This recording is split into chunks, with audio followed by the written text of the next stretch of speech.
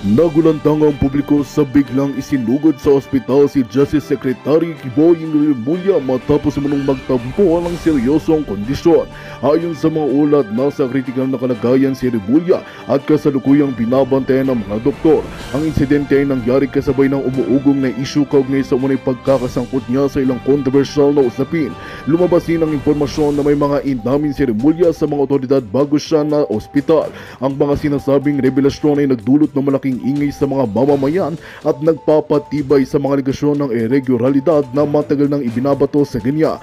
Ayon sa ilang insider, may mga dokumentong inilalabas na magpapatunay umano ng pagkakasangkot niya sa ilang katiwalian. Habang hinihintay ang opisyal na pahayag ng pamilya ng Department of Justice, nananatiling nakaabang ang publiko sa magiging takbo ng imbestigasyon. Marami nagtatanong kung ito nang haba ang karma ng mga isyong bumbalot sa pangalan ni Rimulya. Patuloy na sinusubaybayan ng taong bayan ang kanyang kalagayan at ang posibleng pagbubunyag ng mas malalalim na sikreto sa kanyang panunungkulan. At yun nga ang balitang ating pagkakatutukan. Ngunit bago ang lahat, siguraduhin mag-subscribe at i-hit ang notification bell para sa patuloy na pagtutok sa mga silap ng bagong balita sa tunay na boses ng masa.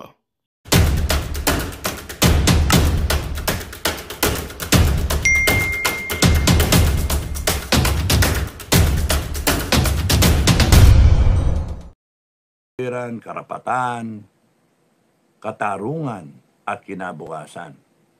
Doon tayo tumatayo, FGF. Malinaw, konstitusyon, no questions asked because it was ratified by the Filipino people. Tayo mga nag-ratify. Malinaw ang konstitusyon. Yung sinasabing we uphold the law and you cannot be charged any crime because we are upholding the fundamental law of the land. And if it says it has to be Inday Sara, it has to be Inday Sara.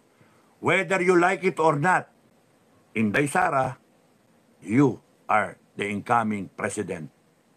And you better magdasal ka na. Magdasal ka, magrosaryo ka na. Parang si Cory nun. Magdasal ka. Prepare. Prepare. Think ahead. No? Huwag mong isipin 2028. Malayo yun. Isipin mo, ngayon. Ngayon ka kailangan, hindi sa 2028. No? 2028, ano na yun? Gloria na yun. Gloria na ang Pilipinas nun. Nareboot na ang Pilipinas nun. Freewheeling na tayo nun, okay na tayo nun. Ang problema, 2025 hanggang 2027. Yun yung problema. May looming na world war. Bangkarote tayo. Maraming magnanakaw na babalimbing para sa iyo. Huwag kang aasa sa armed forces. Umasa ka sa taong bayan. Yan linaw. Kasi ang armed forces is only 180,000, PNP is only 200,000. They are there because of the Filipino people. We put them there. No? Because we have the money, we put them there. And hanggang ma-retire yan, merong pensyon galing sa taong bayan. So, ang asahan ninyo lahat, tatakbuhan hindi armed forces, taong bayan. We, the sovereign Filipino people. Malinaw, di ba? So, huwag kayong matatakot. Huwag kayong matatakot. Simbahan Katoliko, INC, buti, thank you mga INC, tatayo kayo sa 13, dadamayan namin kayo. Ano to, tapusan na to. Katapusan na to talaga. Hindi naman tayo may gawa sila eh. Pipilit nila impeachment, sige, go ahead. Pilit nyo, magkaroon kami ng dahilan para lalong wakasan to. BBM, kahit saan bansa ka pumunta, kahit saan kayo magtago mga congressmen, hahabulin namin kayo. We will coordinate with all the intelligence agencies globally. With Russia, with China, with US, with Mossad. No? Kahit sinong intelligence agency, we will coordinate. Kasi friends to all kami. We will be neutral. And we will make sure na makukuha namin kayo. If we have to execute you there, Kung gusto nyo, doon kayo mamatay. Or we bring you back here sa Pilipinas so that the Filipino people will slap your face. Left, right, top, down, gano'n ba? Bottom up. Left, right, bottom up. Sampal. Putragis kayo. Mga magnanakaw kayo, mga walang niya kayo. Ikaw, BBM, binigyan ka ng pagkakataon ng taong bayan para linisin pangalan ng Marcos, tapos binaboy mo. Asta-asta ka pang, Mr. Straight ka, gago. Asta-asta ka pang kala mo, galing-galing mo. Bopol ka naman. Kita-kita sa camera, ano gagawin natin? Bagyo lang yung kalaban mo. Paano kung China na? Paano kung ibang bansa na? Puta ka. Ano yung Afghan refugees? 300. Ano? Gusto mong gamitin? Go ahead. Kalaban kami. Yun ang gusto kong kalaban. Foreigner. Pakawalan mo yun, ha? Gusto mo? Gamitin mo, ha? 300 na Afghan rebels. Sige. Tatapatan lang yan isang commander ko. Isang batalyon ko, okay na yan. Ubus yan. Ang dami kong commander na magagaling, mga veterano. Ex-PNP, ex-Army, Marines, Air Force. Ang daming magagaling na mga... Gusto nyo, ang tapat ko lang dyan, ex-engineer. Ex-teacher, gusto nyo? O government employee, ex-teacher, tapat ko dyan. Kasi yung mga tauhan naman niya, paano yung mga na sundalo, na retirado. Kaya nga, if you really want to make a mess out of the current situation, go ahead.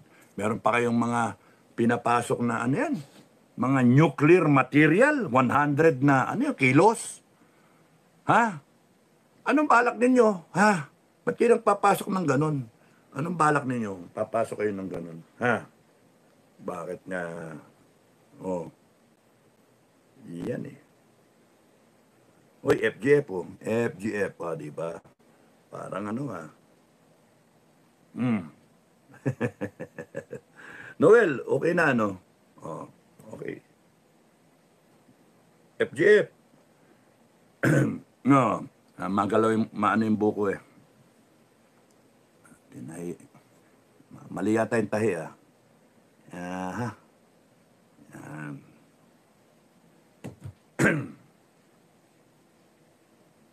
Dapat pala nakapatig ako, Maniwala ka dyan. Ay, nako. Kainit ng ulo to mga hinayupak na... Kayo na yung mali. Malacanang, kayo na yung mali. Congress, kayo na yung mali. Kayo pa yung matapang. Ha? Kayo pa yung matapang. Bukay, tingnan mo. Di ba? Yung nasa iyo, tahi mo na. No, itahi mo na. Ano pa, no?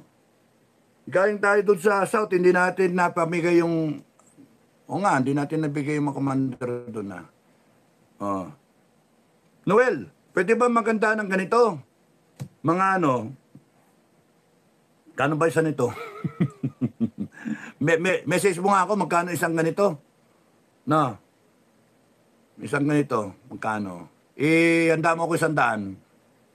100, 200, mga ganon. Hindi ko alam kung magkano, baka wala akong pere. Pamigay ko dun sa South. Sa Visayas. Kailan ba pupunta sa Visayas? Sa after na kasi magkakagulo na. Mga February na siguro. Yung Mindanao tsaka yung South. Okay na yung Luzon Nandito lang naman yung gulo So ayun, yun yung handa tayo para at least may beret. Kanya-kanyang kuha na yung beret. Suot nyo, at least FGF kayo. Makita. Kasi iba ayaw maniwala na marami tayo Yun yung nakita sa isang araw ano lang commander masasama pa yung loob ng ibang commander, hindi nakatin kasi may level na pinayagan. Ay. Kung bawat isa dyan may 10,000 dami na nun. No? Kung 50, 10,000, 500,000 na yun. Ang sa Luzon mga 2 million And meron pang iba-validate kasi ng mga na-affiliate. Yung usapan namin ni Commander Bukay, pagkagawa ng affiliated, ang gawin na lang natin, Commander, yung pinaka-head, Commander na yon. And then, depende sa dami ng affiliated nila, Yun yung ranko niya, Lieutenant General, Major General. Siyempre, kung 100,000 yun, Lieutenant General na yun. 50 nga lang, Lieutenant General na yun. So, yun yung para may grupo siya, affiliated sa FGF, tapos doon, basta mabrief kung anin what we stand for, and then disiplina kasi, yun yung mahalaga. Para hindi hindi gumawa ng isang bagay na hindi tama, madala yung buong grupo. Okay. Ano pa ang gusto ko sabihin? Ay, basahin ko nga pala yung ninyo. Buksan natin ang tindahan, Yeah. Dumi, Okay. Daming troll, Buray niyo yung troll. Huwag niyo nang bigyan ng pagkakataon ng Silvia Lagundi. Advance sa Happy New Year. Maraming salamat. Sa lahat, advance Happy New Year. Pablito Maldepenya. Good afternoon, sir. Ingat po kayo lagi lahat ng FGF. Salamat po sa malasakit. Sinasama ninyo kami sa taong bayan. God bless po. Maraming salamat. Tayong lahat naman na may problema. Bansa natin to, hindi natin pwede. Ang lang natin, ang hope natin, AFP, you will deliver. I am still hopeful I still believe General Browner and General Marbil being PM mayors, Maraming galit na sa inyo, pero ako, I would still vouch for you, I would still vouch for you. From one PM mayor to another, from one upper class to another, to an underclass, from one cavalier to another. You take your post. Take your post. Sa amin kasi pag sinabing you take your post, Google Ping ka, You take your place in history. Omet, General Marbil, you take your place in history. That as the commander, the CSAP, and as the chief PNP, you sided with people. There is pressure kasi nalagaan kayo, binigyan kayo, kalimutan niyo yun. Mas mahalaga yung taong 19 million Filipinos. Kahit binigyan ka pa ng 1 trillion, na yun. Binigyan ka ng 100 billion, wala yun. 100 million, 5 million, 10 million, wala yun Ang weight is dalawa. Taong bayan, yung organization. So, you take your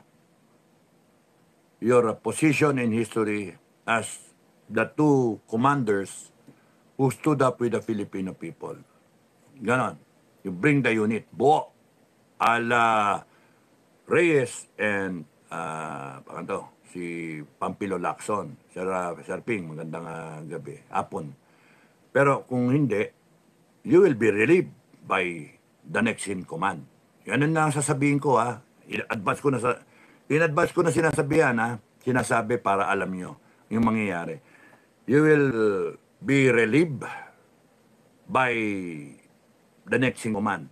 And I will say kung si charge.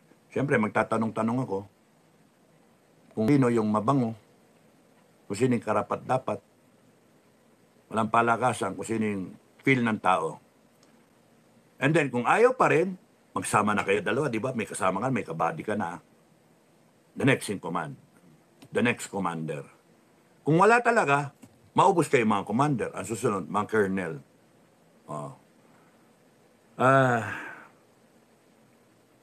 Hindi dapat mangyari ito, pero pinepuwersa niyong mangyari kasi hindi pwedeng i-challenge yung kagustuhan ng taong bayan. So, yan, ganun lang yun. Sasabihin na presidente, si Marcos, gago siya, hindi siya nagpaka-presidente, palpak Ayaw niyang pangpa-drug test.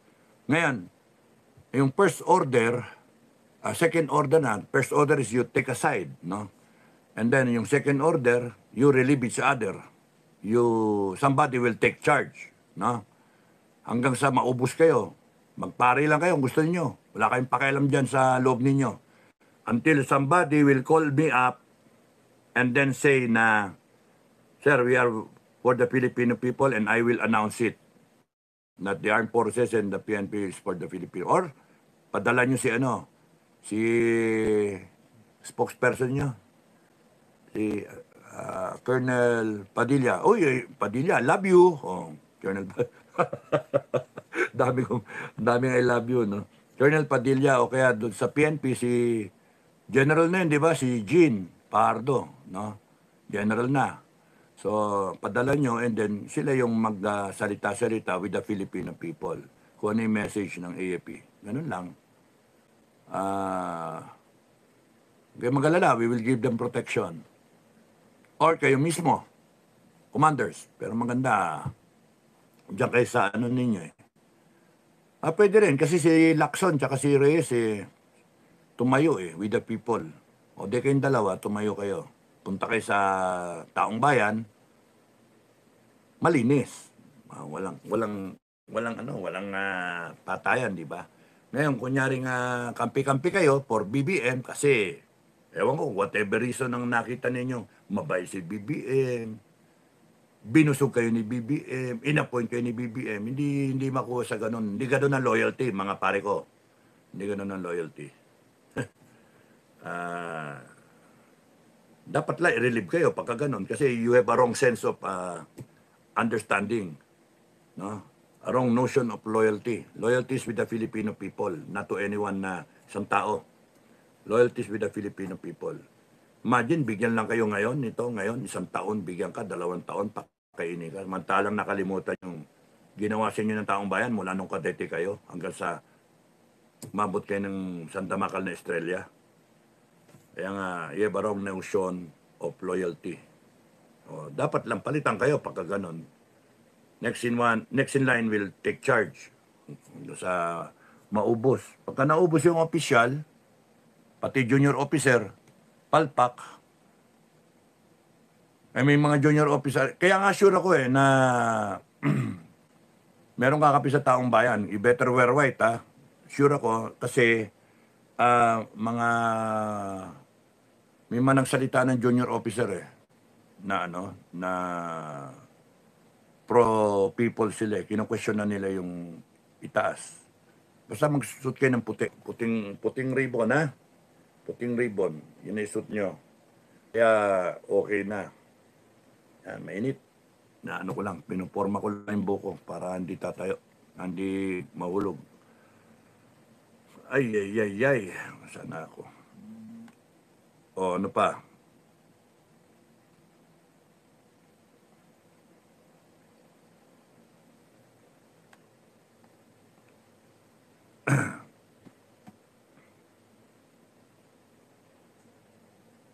So, saan tayo tatayo? Magkaambangan tayo. Hintayin na natin matapos ang year, di ba? Ganun kasimple, matatapos na to. Ngayon, kung kunyari nga ang buong AFP loyal, maganda yun, buo ang AFP. Pero dung sa kabila, kila BBM, tsaka kay Tamba, go ahead. Sino takutin nyo, kakanyonin nyo kami, hindi kami natakot sa kanyon. It's going to be an international incident pagka ganun. And papasok yung ICC. Crimes against humanity yun pagka ginamit nyo. Kaya nga, wala kayong choice Kaya nga, huwag nyo nang hantayin yung taong bayan talaga yung pumasok sa eksena. Yan, dumating na tayo dyan. January, papasok sa eksena yung taong bayan kung kayo tumayo noon, kasalanan nyo pa ngayon Yung gaganong-ganong kayo, hindi sana nakuha yung ginto, hindi sana nabenta, hindi sana nawala yung PhilHealth, na kawawa yung mga may sakit. Hindi sana makukuha yung yung Maharlika Fund, hindi sana, ang daming hindi sana If you were decisive enough, you have the morals. If you still believe in CIL, courage, integrity, loyalty, if you still have honor, tumayo kagad kayo nun. Hindi, banat nyo apolitical, a very convenient excuse. Because deep inside, ang iniisip nyo, posisyon. Yun yung ginagawa nyong excuse sa itaas para mamolitika kayo. Yung mga junior ninyo, babanatan nyo pa, we are apolitical, we are with the Filipino people, ganun-ganun. Pero hindi naman kayo kumikilos para sa taong bayan. Maliwanag na pinaplunder na tayo. Okay, so, tatanungin ko mga kababayan natin kung imbestigahan pa kayo. after all of this, imbestigahan kayo, court martial, and then determine ng tribunal na kung you will be discharged from the service without pay, without pension. Hindi pwede yung angas eh. Hindi pwede yung kayo masunod eh. Hindi pwede yung takutin nyo pa yung taong bayan eh. Hindi pwede yung isnabin nyo eh. Taong bayan dapat talaga masunod. And that's a problem. There is a problem if the armed organization who is supposed to serve and protect the people, uphold the Constitution, and right before our eyes nakikita natin, kahit lip kayo, hindi kayo nagsasalita, tahimik kayo. Or kung magsalita man kayo, very big. And then pagka tumayo yung maraming tao, doon kayo kikilos. Kasi parang mananalo na. And tapos feeling nyo kayo yung pinaka-savior. No way. Hindi na nga kayo kailangan ng taong bayan eh. Sa totoo lang eh, yung serious na analysis, hindi kailangan kayo ng taong bayan eh. Na yung AAP tatayo. Some think na gano'n ang kailangan. Pero no eh. Come to think of it strictly, ang kailangan ng taong bayan, yung taong bayan. Kailangan ng taong bayan mag-unite. Kailangan ng taong bayan manindigan. Aanin mo yan. Kasi ang labas ninyo, AAP, PNP, oportunista. Kakaya. Oportunista. Kung kailan na nandyan yung maraming tao, doon kayo papasok and then lalabas pa kayo yung savior. Ay, nako, kakaya. Parang oportunista ang dating. Pangit. Pangit. Simple lang eh. Kita nyo may mali na parang nagdodroga yung presidente. Subject him to a drug test. Ganun kasimple lang eh. Kasi ganun ang gagawin ko. Kung ako yung, omit, kung akong CS, sorry ayaw kita pangunahan. Pero ako eh, kung ako ang CS, sasabihin ko kay BBM, magpa-drug test ka na. Presidente. No ngayon, presidente ka, gago. Presidente, angas bangag nga eh. Putang ina, order mo yung AAP, papasok mo yung Pilipinas sa gera, tapos bangag ka. Ninanakawan na nga pong Pilipinas ng mga puta, ng mga ano mo. Contempt ng contempt yung mga congressman mo kung ano-anong ginagawa. Binabiolate na yung rights ng tao. Nababa na yung pinababa na Pilipinas eh. Anong gagawin natin? Kamot-kamot ka pa ng ulo, tapos pinagmamalaki mo sa zona mo, flood control. Tapos hindi mo explain yung ginto na binenta nyo. Hindi mo explain yung ano na yan, mga perang loan better nga sa loto eh. Pinaputsang alas kayo. May problema. Kaya nga, ewan ko sa inyo. Sang mundo ba kayo? Sang mundo kayo? Ba't di nyo nakikita yung problema? Taong bayan nakikita yung problema. Tapos pinagtatanggol ninyo. Yun yung mali ninyo. Kaya nga, it is appearing that you are conspiring to commit the crime against the Filipino people. And when we make a declaration, death by musketry rin yun. Ano rin yun eh? Kaya hindi nyo pwedeng gamitin ngayon yung authority ninyo para supilin nyo kami. Hindi. Yung authority nyo galing sa taong bayan, piniram lang sa inyo ng presidente na galing din sa taong bayan yung authority. It has come to that. Hindi nyo pwedeng gamitin yung armed forces para i-suppress. Magandang balita ang hatid namin sa inyo ngayong araw. Sa pagtatapos ng aming balitaan, nagbigay kami ng mga mahalagang impormasyon. Maraming salamat sa pagtutok at pagsuporta sa aming programa. Huwag kalimutang manatili sa mga susunod na araw para sa mga bagong balita at mga kwento na dapat nating abangan. Mula sa Boses ng Masa, magandang araw, Pilipinas!